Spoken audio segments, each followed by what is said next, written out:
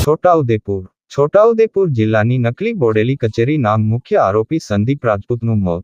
છોટાઉદેપુર જિલ્લામાં થોડા સમય અગાઉ બોડેલી ખાતે નકલી કચેરી કૌભાંડનો પર્દાફાશ થયો હતો, જેમાં બોડેલી ખાતે નકલી કચેરી બનાવી 4.8 કરોડનું કૌભાંડ આચર્યું હતું. જેમાં મુખ્ય સૂત્રધાર અને આરોપી તરીકે હાલ છોટાઉદેપુર સબ જેલમાં હોય જે સંદીપ રાજપૂતનું હાર્ટ એટેકથી મોત નીપજ્યું છે.